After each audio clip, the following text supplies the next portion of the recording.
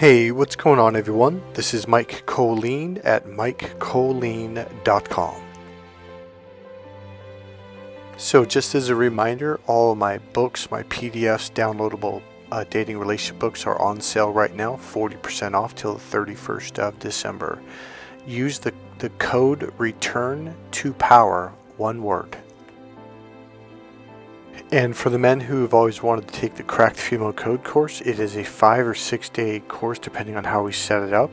I'm giving a major discount up until the 31st of this month. You can put a down payment down between now and the 31st and then set up a date between now and the end of January, maybe till February 15th. And also between now till December 31st, I've marked all of my one-on-one coaching, energy healing, emotional healing, narcissist abuse healing, one-on-one coaching sessions down to $79. Normally I have a sliding scale between $125 to $250. So you can do one session or as many sessions as you can fit in between now and the 31st of December.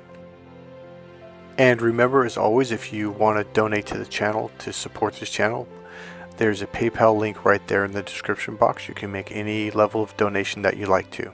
Alright. Merry Christmas to you all, and thank you all for your support. I very much appreciate it. Please subscribe if you haven't already. Okay, today is going to be a kind of intense and slightly dark but very educational video. The music will go down in about 5 seconds. Okay, so if you've ever wondered why it seems like some people, like they just have this like lighter, brighter, happier energy, like things just work for them. And they tend to be happier, in life, relationships, they do very well in business or work or, making money. And yet you seem to be kind of stuck. Like it's like no matter what happens, you have this problem in one area, maybe another area, and you're just like, I don't understand. Like, why isn't it changing? I've gone to Tony Robbins seminars, I've done this, I've done that, I've gone to therapy, I've done healing work. It's okay. I'm going to use this example to help explain in other areas as well. I believe some of you that are on this channel, I think one of the reasons why you're attracted to this channel is because this is probably one of the issues that you have. It may be the main core issue. Okay, so this is going to be a complete view of what's going on and how things get created, okay? So, okay, I think it was yesterday or the day before, it was either on a YouTube short or Facebook short, there was I don't know if it was the phrase zookeeper, but there was a baby elephant that was like, I think 5 months old, so they're pretty big. They're like 250 pounds or more at that point. But it's still a little baby elephant, and what happened was its mother rejected it. It stepped on it, and it damaged some bones, and it had to get healed up, and then they brought it back, I don't know, 2 months later or whatever. So after it healed up, they brought it back, and the zookeepers were terrified that the mother might actually hurt it again. Sure enough, the mother kicked it away, and then the zookeepers took the baby elephant into another room, and the baby elephant cried for 5 months, or not 5 months, but for 5 hours. So the zookeeper was consoling the baby elephant the entire time. So this is what we would call a rejection wound, and that's what this video is about. Now we're going to take a real big shift, and I think it's going to shock a lot of you of where this is going to come from. So essentially this baby elephant will grow up and other elephants will reject it, maybe even humans, not really quite realizing why they're rejecting it.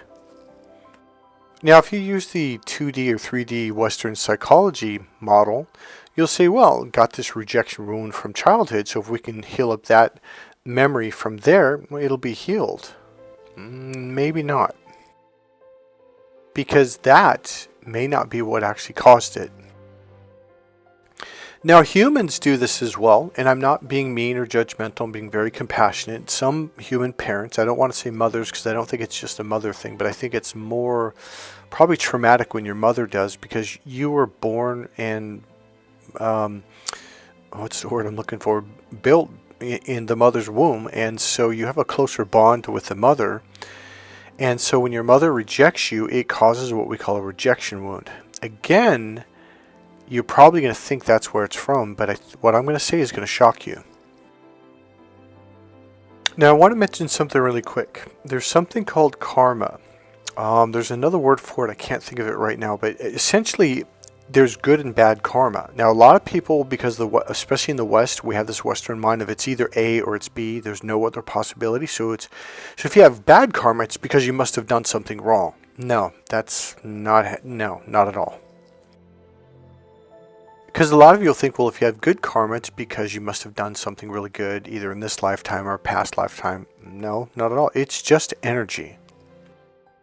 When you heal the energy, that's when the problem goes away. Now, I know I'm going to give you some personal, real-life examples that I've gone through after doing energy healing. Okay, so now myself, when I was a kid, I was I was just viciously rejected by my mother and my family. So before I go any further, please don't do the, oh, I'm so sorry to hear that, because that's not really what this video is about. It's an example that I've healed from, that until I healed from it, I was constantly being rejected.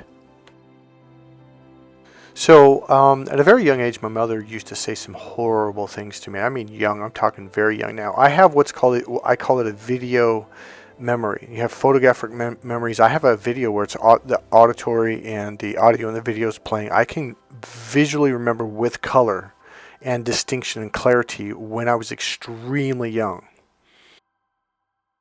So she would say some horrible, horrible things to me when she was changing my diapers. And I mean, it was really, and it was constant. And I realized even as a little kid at one point, like, oh, she's doing this on purpose. Yeah, when I was a little kid, I thought that. I realized, like, oh, she's not just, like, this isn't just genuine. This is just it's kind of like it was a punishment thing almost. So at 8 months old, she had started beating me with a leather belt when I was in my sleep. Yeah, quiet sleeping, 8 months old.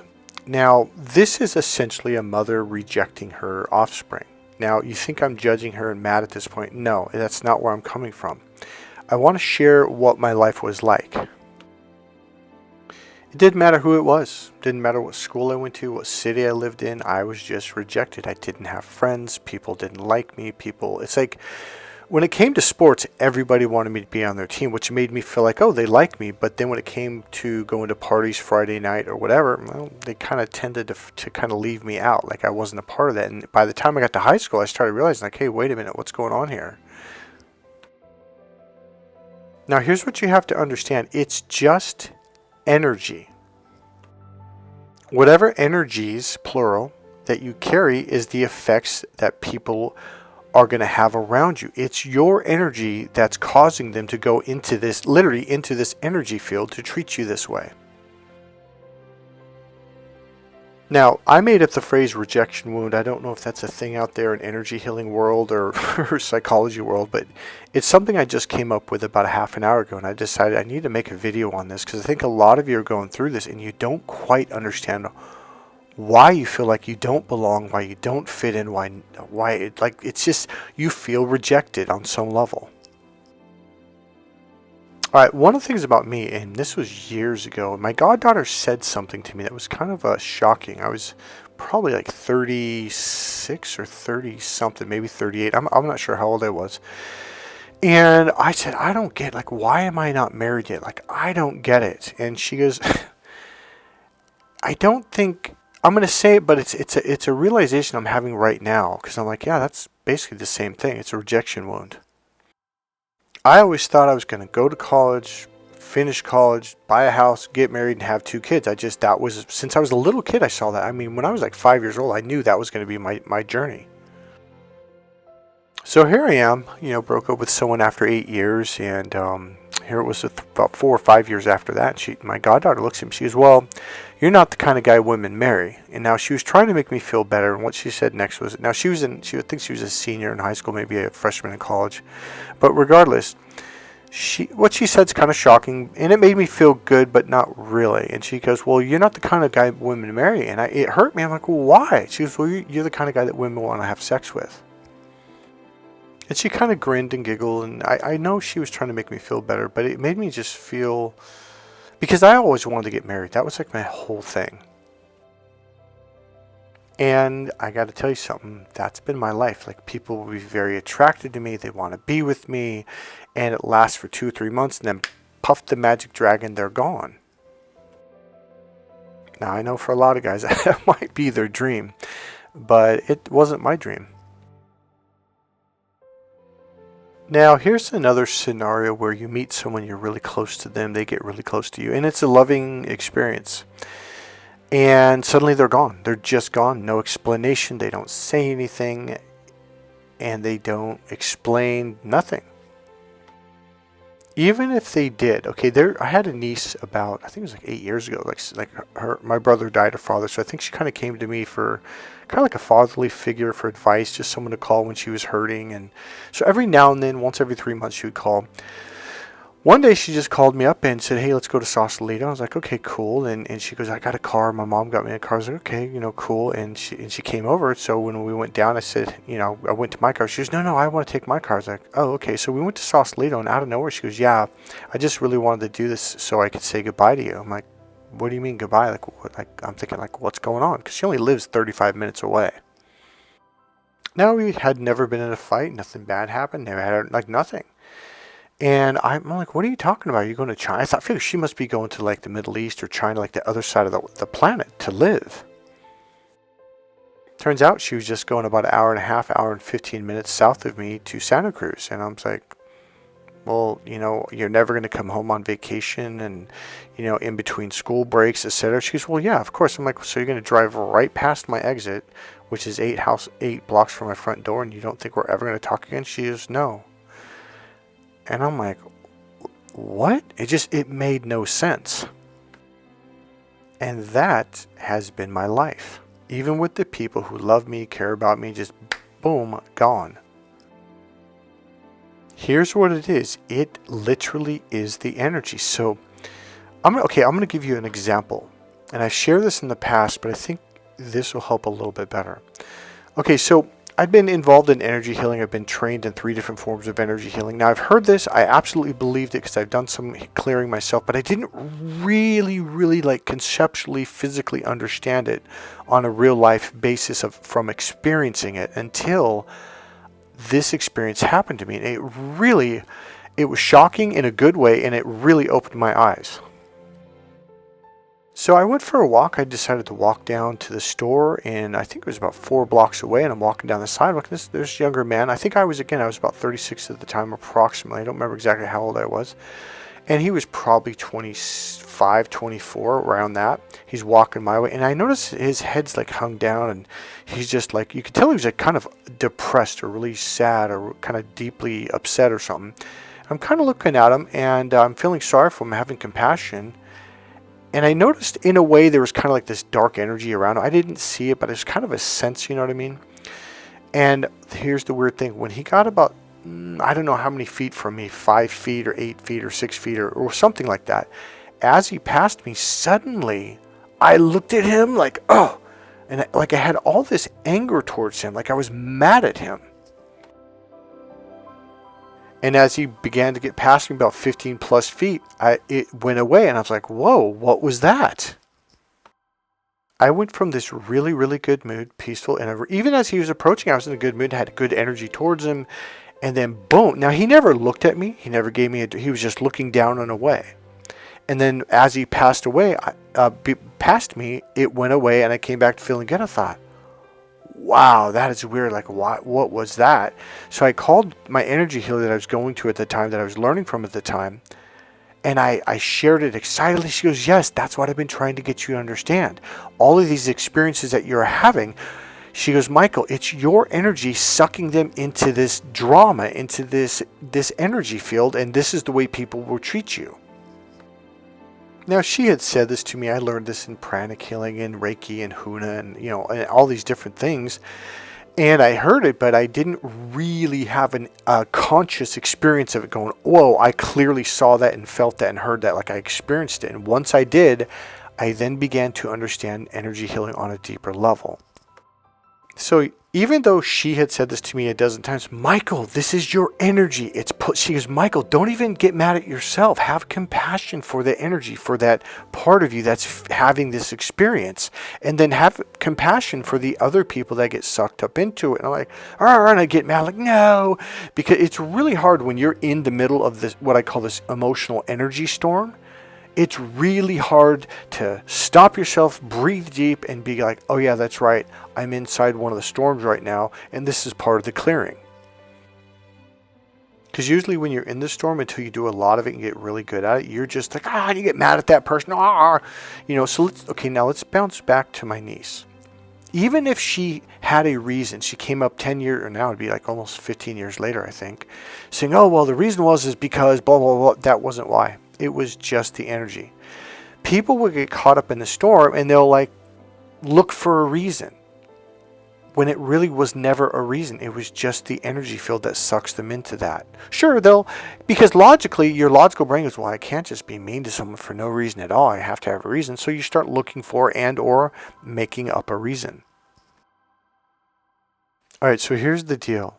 If you have had unbelievably bad luck in marriage, in relationships, and finding the right partner, if you just can't make money no matter what you do, you're 40 years old, you've got your master's degree, or you're highly trained in something, you have a lot of experience in it, or people are mean to you all the time, or people reject you out of the blue, and you're like, what's going on here? It is that energy field, that energy charge, we'll call it, that's sucking people into doing this to you. Now, the reason why I brought up the rejection wound is because, number one, I've suffered from that. Number two is because it's kind of an insidious one where it causes you to reject it. In other words, another way of saying it causes you to reject yourself. So what happens is when people get close to you, it's like, let's say you meet someone you really like and you're in love with them and you're just like amazed and this is the one, and then boom, you suddenly pull away. It's because you are rejecting you. It's like that baby elephant. It's like you are rejecting that little baby elephant. The way you heal it of its emotional charge, of its rejection wound, is by being with it like that zookeeper was. It was hugging it, it was holding it, and had its arms wrapped around its head. So the zookeeper was literally leaning his side of his face on the baby elephant's forehead and hugging it, holding it, and the baby's crying. And it was literally just being there with it. Not saying, be happy, don't be sad, motivate yourself. That's not the way you heal. So these charges are like little babies inside of you that are really, really young. And they need you to hold them, to lay down with them, to hold yourself, and to have an open, expanded awareness of it, okay? So when I work with my clients, this is one of the techniques. There's a little bit more to it. It's an expanded awareness of it, and you allow it to cry or to feel shame or guilt or whatever it is that it's feeling. You're just there to be supportive and loving of it, not to change its mood. Don't try to make it happy, because it has to go through the emotion in order to heal it, or through the emotions in order to heal it. Now, the rejection wound, it's like it's insidious, because it's like you're trying to embrace this rejection energy of rejection. So it's like, it's kind of a cat and mouse game, because it's saying, no, I'm rejecting you, thus rejecting myself. So when you have this rejection wound, you will make up reasons to reject someone who loves you. And really what you're doing, you're not actually rejecting them, you're rejecting yourself. Now imagine two people coming together who have the rejection wound. Very difficult, because they're both rejecting themselves by rejecting each other. See, it's insidious. Now imagine these people following their heart. They're deeply in love, they're good for each other, they both love each other. Imagine them listening to and physically following their hearts and loving each other through their rejection wounds. This is a very, very powerful healing experience once you do this. It will also bring a sense of actual emotional power into your lives and into your relationships, which will then expand into other areas of your life, such as business, work, finances, friendship, your social life. Things begin to expand because once you heal that, now you allow people to come in to love you, to give to you. You allow yourself to make money and to receive money. All of a sudden, everything changes. Instead of things being pushed away, the doors are open to receive. Here's another way of understanding this. Let's take money. Let's say you've always struggled with money, and then when you finally do make money, you kind of spend it and get rid of it, and then you don't make more money. It's like you're rejecting yourself from allowing yourself to receive prosperity and goodness in life. When you heal this rejection wound, everything turns around. This is why some people, they just make as much money as they want. They go on vacations. They find the love of their life. Like, things just work. Now, here's the worst part about having this rejection wound unhealed. The only people that will be around you are the people that will constantly reject you. Because, number one, the only people that you will allow around you are the people that reject you. Because to you, well, that's what I do to myself.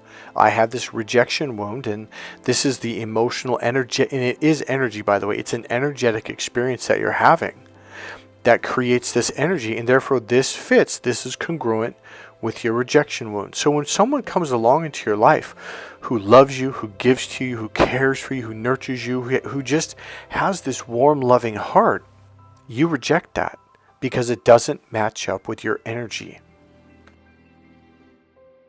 Essentially, number one, you reject anything: love, money, a better job, a better friend, a better social life. You reject anything, even a better living situation that would be better for you, because you're rejecting you.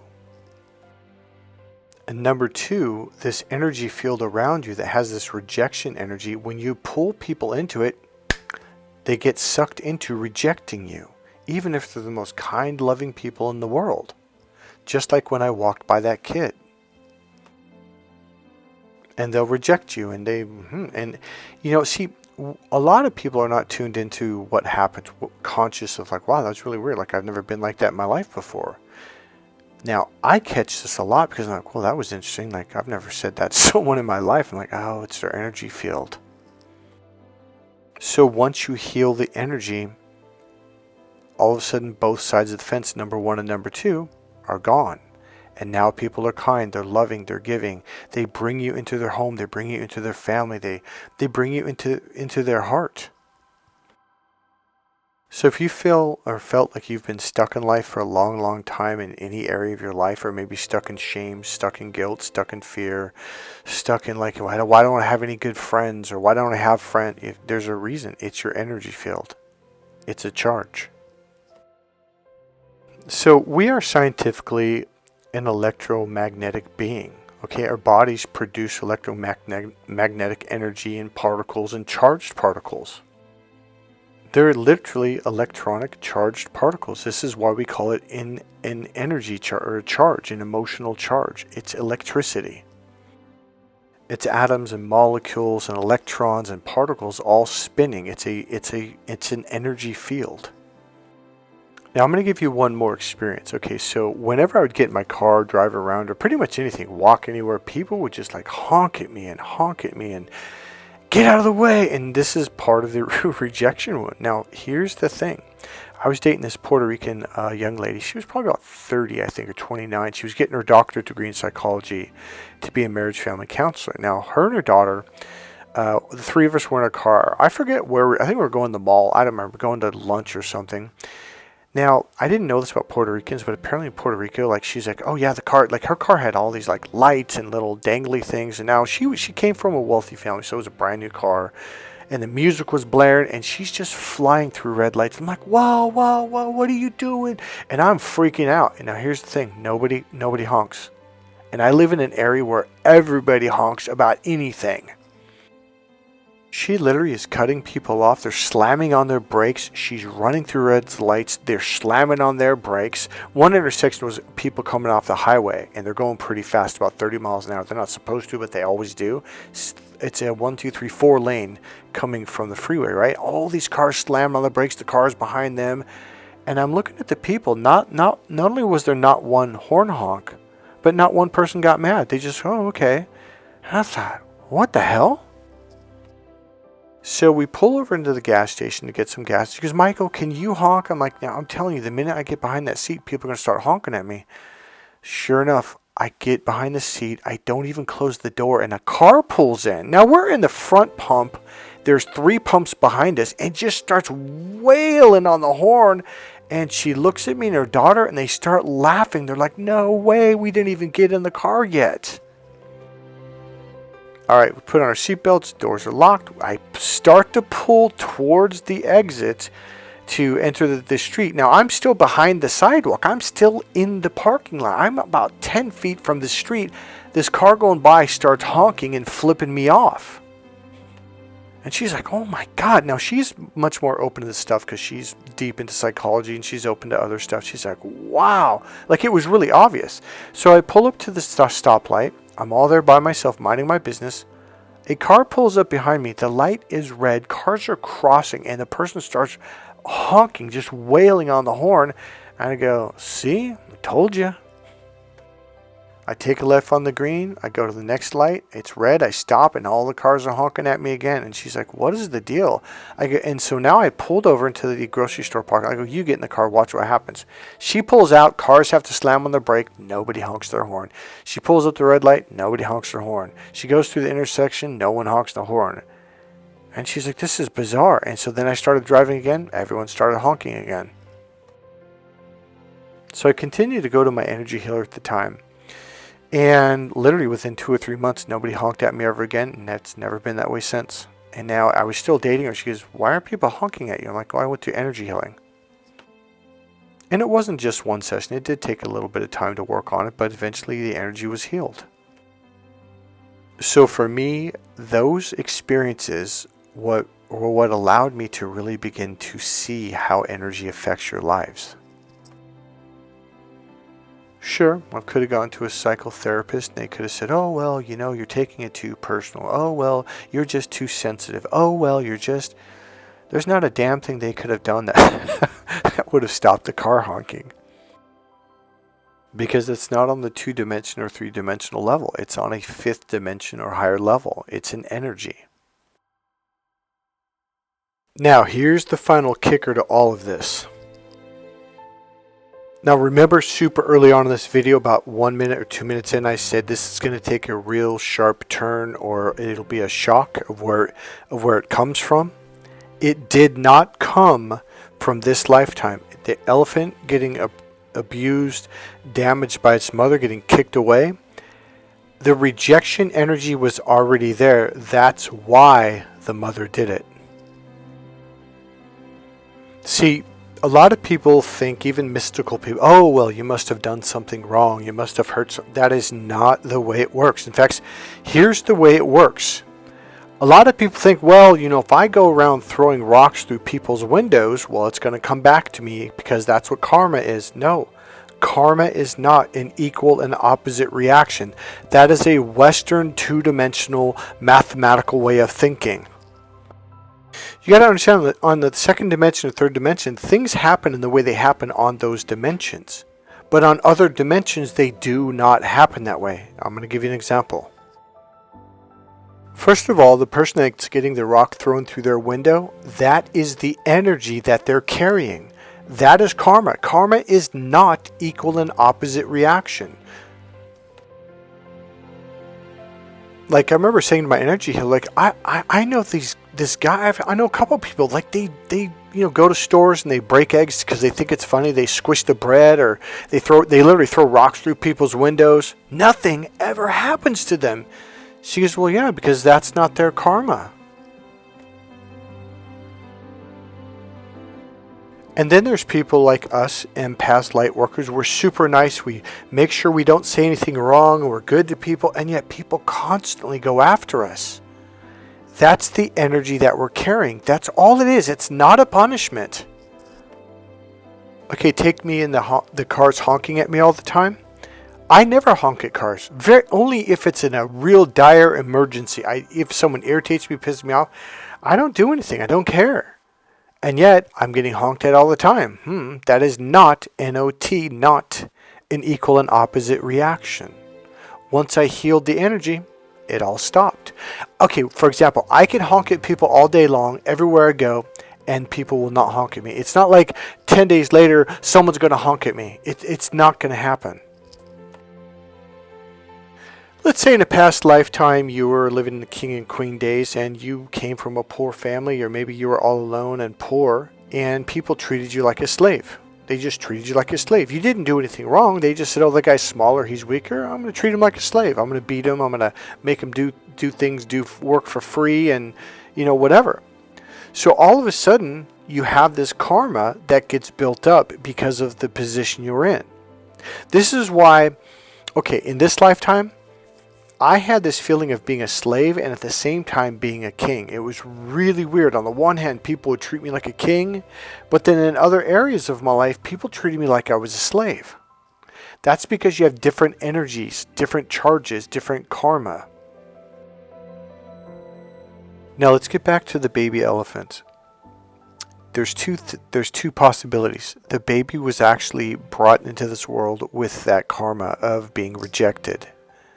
The other possibility is the mother has rejection energy. So she rejects anything that's loving, anything that's friendly, family oriented. So the mother may not be rejecting the baby. The mother may be rejecting love. And the baby represents love. Not just represents it, but actually is love with and for and to the mother. And the baby may actually have had that energy of being rejected in a past life and then brought that into this life. This is why when you do therapy on issues in this lifetime, it still doesn't go away. You might have realizations and understandings, be like, that makes sense. And it still doesn't go away. It's because it's energy that came from a past life that you have to heal.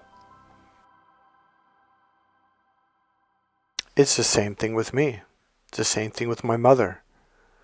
I do believe my mother was brought into this lifetime with rejection energy. She rejected anything around her that was good for her in any way, shape, or form. My mother and father became very successful, definitely upper middle class, brand new home, brand new cars, brand new everything was one, and she rejected all of it. After about 5 years, she couldn't deal with it. The one thing my mother, brothers, and sisters have always said about me, I was a very, very loving child, very, very loving person. And yet, look at the way they treated me. They rejected me viciously.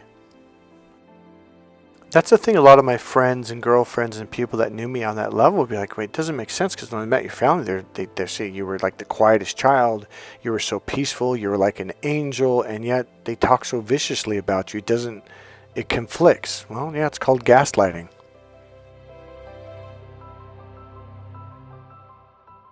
So number one, I hope this helps you to feel a little bit better and give you an idea of what's been going on. Number two, here's some signs that you may have the rejection wound. You don't feel comfortable around people. You feel like people don't like you. You get rejected a lot. Probably more important is you probably feel alone. You probably isolate yourself. You probably spend time alone. Now, in the modern years, the last 4 or 5 years, people have really been emphasizing, hey, get away from people that are mean to you, that gaslight you, that play mind games. So you may have had this rejection in your whole life, but the only people around you are people that didn't care. Whenever you got hurt, no one came to check on you in the hospital, or when something happened, they just suddenly dropped you. So you had friends, but they essentially rejected you, and you just thought, well, that's just the way life is. And then as we've been going through the last 5+ years, where more and more people are learning about narcissist abuse, narcissistic tactics and tendencies, and other things, you started cutting people out of your life. And you're like, okay, wait a minute, I'm all alone now. Why am I not meeting better people? It's because you have that rejection wound going on.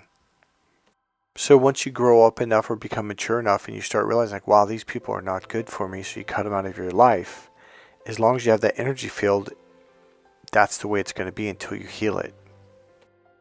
Because on the one hand, you finally see the red flags and you kick all these people out of your life, and yet if you still have that rejection issue, the only people that come into your life are people that still reject you and treat you like crap. And you're like, well, why does this keep happening?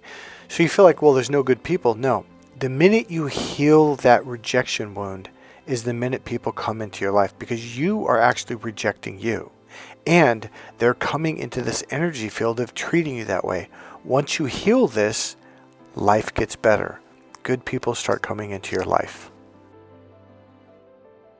Okay, that's it, people. God bless you. Thank you for listening. And remember, we're doing $79 for any coaching or healing work, one-on-one coaching.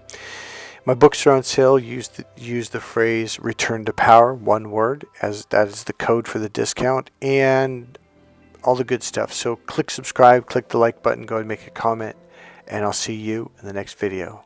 Bye.